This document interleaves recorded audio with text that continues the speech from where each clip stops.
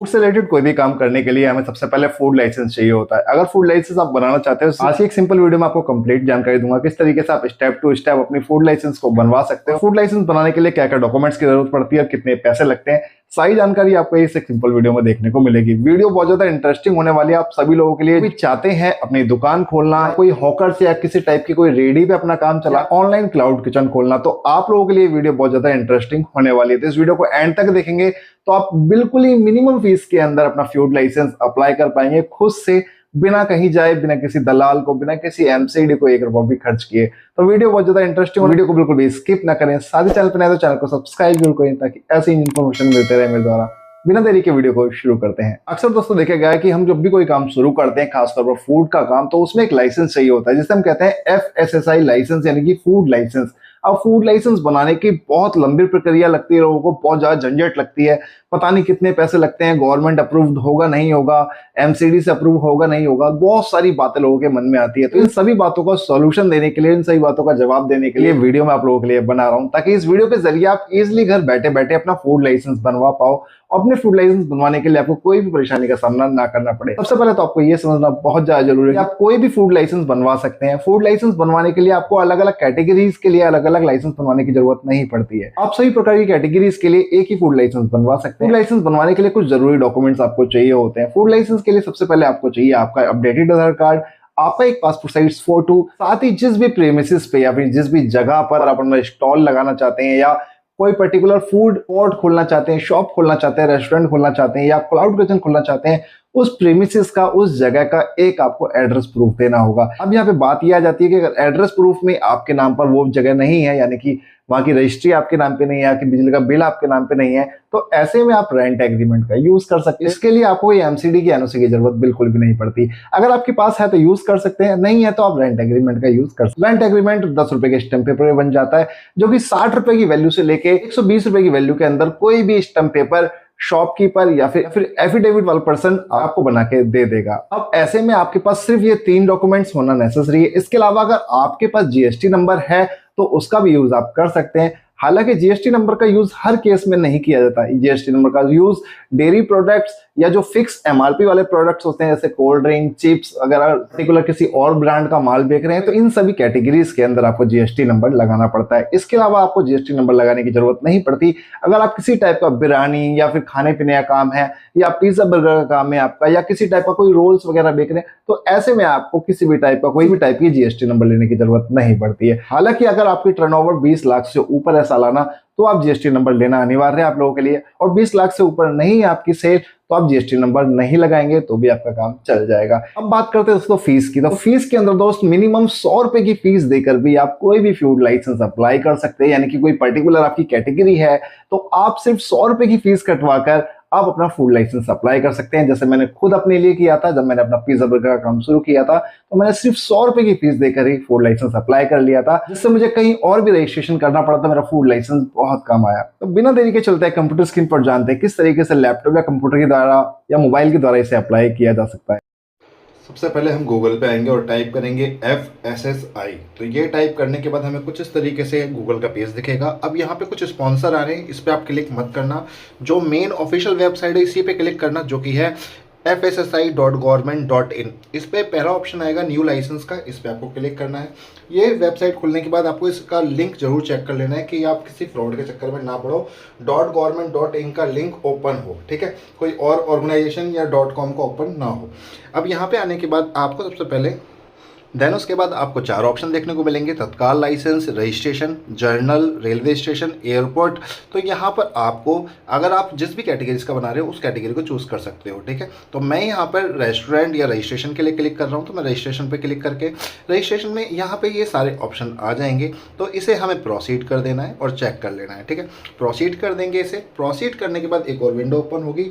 यहाँ से आपको अपना स्टेट सेलेक्ट करना पड़ेगा। जो भी स्टेट का आप बनाना चाहते हैं सभी स्टेट्स के बन जाते हैं इसमें। आपको इसके लिए कोई अलग से वेबसाइट स्टेट वाइज देखने को नहीं मिलेगी। ये जनरल वेबसाइट है, यहाँ से हम अपना पर्टिकुलर स्टेट सेलेक्ट कर लेंगे। मैं दिल्ली का बना के दिखाऊंगा आपको। आप उसी तरीके से कहीं का ही बना सकते हैं। ठीक है, मैंने दिल्ली चूज़ किया। दिल्ली चूज़ करने के बाद थोड़ा सा नीचे की तरफ आएंगे तो सेलेक्ट काइंड ऑफ बिजनेस का ऑप्शन देखने को मिलेगा। किस तरह का आपका बिजनेस है, किस तरह का आपका व्यापार है फूड का, वो आपको बताएगा। तो यहाँ पे आपको डेली यूनिट्स आ रहा है, वेजिटेबल आ रहा है, मीट फिश वगैरह आ रहा है, फूड हेल्दी आ रहा है। आप हल्का से नीचे की तरफ और स्क्रॉल करेंगे, ये मैन्युफैक्चरिंग में आ रही हैं। मैन्युफैक्चरिंग के लिए मैन्युफैक्चरिंग के सब है, सब कंटेंट हैं। तो आपको इस सब कंटेंट्स में जाना है तो उस तरीके से आप चूज़ कर सकते हैं। ठीक है, तो आप थोड़ा सा और नीचे आएंगे यहाँ पे, तो यहाँ पे ट्रेड और रिटेल का ऑप्शन देखने को मिलेगा। आप ट्रेड और रिटेल पे क्लिक करेंगे तो यहाँ पे इसके ट्रेड और रिटेल्स के बहुत सारे ऑप्शन देखने को मिलेंगे सब कंटेंट के रूप में। देन हमें जो हमारा पास अधिकतर जो यूज़ होता है वो यूज़ होता है दोस्तों फूड सर्विस का। अब फूड सर्विस के लिए फूड सर्विस में ये ऑप्शन आ रहे हैं आपके पास, तो आप यहाँ पे चेक कर पाओगे पेटी रिटेल है, हॉकर्स है, रेस्टोरेंट है, फूड वेंडिंग है, ठीक है, क्लब कैंटीन है, कार्टर है, होटल है, मील डे है। तो अधिकतर जो बनाए जाते हैं वो आप अपने हिसाब से बना सकते हो। मैं यहाँ पे आप टी रिटेल वगैरह है तो पेटी वगैरह चूज़ कर लेंगे। हॉकर्स है जैसे जो चलता फिरता रेस्टोरेंट होता है उसके लिए ये चूज़ कर सकते हैं आप। ठीक है, देन उसके बाद अगर आपका रेस्टोरेंट है या कोई छोटा वो ढाबा है तो आपको रेस्टोरेंट वाले ऑप्शन पे चूज़ करना है और टर्नओवर अपनी सेलेक्ट कर लेनी है अपने हिसाब से। जो भी आपकी टर्नओवर है एट % वो आप सेलेक्ट कर लेंगे। अब फूड वेंडिंग एस्टेब्लिशन में आ जाते हैं। इसके अंदर बहुत सारे ऑप्शन ऐसे देखने को मिलते हैं जहाँ पर आप क्लाउड किचन है, ढाबा है आपका, ये सारी चीज़ें इसमें कवर हो जाती हैं। तो फूड वेंडिंग एस्टेब्लिशन के अंदर यहाँ पे आप पढ़ सकते हो फूड सर्विस एस्टेब्लिशन लिखा हुआ है, बोर्डिंग हाउस सर्विस फूड लिखा हुआ है, यानी कि क्लाउड किचन वगैरह की सर्विस हो गई। ठीक है, होम बेस्ड कैंटीन हो गई, ढाबा हो गया। तो इस तरीके से हम इसको सिलेक्ट कर लेंगे क्योंकि हमारी नीश में ये आ रहा है। अगर जो आपकी नीश है वो उसके हिसाब से आपको सिलेक्ट करना है कि आपका पर्टिकुलर कौन सा लेवल है और आप क्या कर रहे हैं, उसके हिसाब से आप सिलेक्ट कर सकते हो। ठीक है, अब यहाँ पर ये देखिए लिखा हुआ है परमानेंट और टेम्पररी स्टॉल होल्डर के लिए भी ये चीज़ अप्लाई कर सकते हैं। देन उसके बाद आप नीचे की तरफ आप आएंगे हल्का सा, तो यहाँ पे आपके टर्नओवर क्या है, 12 लाख से ज़्यादा है या उससे कम है वो चीज़ बताएगा। देन उसके बाद आप प्रोसीड कर देंगे। प्रोसीड करने के बाद आपको यहाँ पे क्लिक हेयर तो रजिस्ट्रेशन करना है। रजिस्ट्रेशन पे क्लिक करने के बाद अब रजिस्ट्रेशन के लिए पेज ओपन होकर आ जाएगा। अब यहाँ पे सबसे पहले आप अपनी कंपनी का नाम, जो भी आपका नाम है आपके क्लाउड किचन का, ढाबे का, जो भी आपके पास अवेलेबल है उसका नाम आपको यहाँ डाल देना है, जो आपने नाम रखा है उसका। उसके बाद इंडिविजुअल हो, पार्टनर हो, को पार्टनर हो, वो सेलेक्ट कर लेंगे आप अपने हिसाब से। मैं इंडिविजुअल करके दिखा रहा हूँ आपको, इंडिविजुअल होता है एक सिंगल ओनर है। ठीक है, देन उसके बाद जिस भी जगह पर आपका वो जो प्रॉपर रेस्टोरेंट है, ढाबा है, क्लाउड किचन है, जो भी है, आप कहाँ पे स्टेबल है वो एड्रेस आपको प्रॉपर फिल करना पड़ेगा। हाउस नंबर डालेंगे पहले एड्रेस में, देन उसके बाद आपको नीचे की तरफ आप आएंगे तो यहाँ से आपको जोन सेलेक्ट करना पड़ेगा। आपका जोन कौन सा है, तो मैं नॉर्थ वेस्ट सेलेक्ट करके दिखा रहा हूँ आपको, आप अपना हिसाब से चूज़ कर सकते हो। या विलेज में नहीं आएगा जब तक हम पिन कोड नहीं डालेंगे। ठीक है, तो हम सबसे पहले पिन कोड डाल लेते हैं। पिन कोड डालने के बाद एक पिन कोड मैंने आपको डाल के दिखाया एग्जांपल के रूप में। अब यहाँ पे सब डिवीज़न आ जाएगा, यानी आपकी तहसील आ जाएगी। तो आपकी तहसील कौन सी लगती है वो अपने हिसाब से सेलेक्ट करेंगे। देन उसके बाद विलेज फाइंड करेंगे। अगर उस तहसील में विलेज आ रहा है तो ठीक है, नहीं तो आप तहसील चेंज कर देंगे फिर से अपनी, और फिर से अपना विलेज फाइंड करेंगे कि आपकी लोकेलिटी वाला विलेज इसके अंदर दिखा रहा है या नहीं दिखा रहा है। विलेज से मतलब है एरिया आपका। ठीक है, इस चीज़ का भी आपको ध्यान रखना है। देन उसके बाद अगर आपका फिर एक और, अगर हम तहसील यहाँ पर ले रहे हैं, अगर हमें कुछ भी नहीं मिलता है तो हम चाहिए जो सबसे नियर बाय वाली लोकेलिटी है आप उसको भी उठा सकते हो सकता है कई बार आपकी लोकेलिटी ना आए तो आप नियर बाय वाली लोकेलिटी उठा सकते हो, जो सबसे करीब हो आपके, या पोस्ट ऑफिस वाली उठा सकते हो। उससे इतना फ़र्क नहीं पड़ता क्योंकि हम बाकी चीज़ों में एड्रेस पूरा मेंशन कर देंगे। ठीक है, अब यहाँ पे आपका परमानेंट एड्रेस सेम है तो यस करेंगे, नहीं है तो नो कर देंगे। ठीक है, तो उस तरीके से आपको सेलेक्ट करना है। तो यहाँ पे पूरा एड्रेस वगैरह फिल करने के बाद नीचे की तरफ आएंगे कॉन्टैक्ट डिटेल। यहाँ पे कौन सा मोबाइल नंबर रजिस्टर्ड करना है, ईमेल आईडी रजिस्टर्ड करनी है वो आप डाल देंगे। जो भी आपके पास अवेलेबल रहता है वो डाल सकते हैं, या फिर जो आपका शॉप है पर्टिकुलर, उस शॉप पे कोई पीसी है या आपका कोई लैपटॉप है जिस पे कोई थर्ड पर्सन काम कर रहा था, वो ईमेल आईडी वगैरह भी आप यूज़ कर सकते हैं। ठीक है, तो यहाँ पे डालने के बाद, ये दोनों चीज़ें डालने के बाद कॉन्टैक्ट पर्सन का नाम डाल देंगे कि कॉन्टैक्ट पर्सन कौन रहेंगे, तो आप अपना नाम भी डाल सकते हैं। फिर नीचे डालने के बाद कितने साल के लिए अप्लाई कर रहे हैं, शुरू में है अगर आप चला रहे हैं तो पहले 1 साल का करें, क्योंकि 1 साल का करने से आपका एक्सपीरियंस मिल जाता है, ये रिन्यू भी हो जाता है।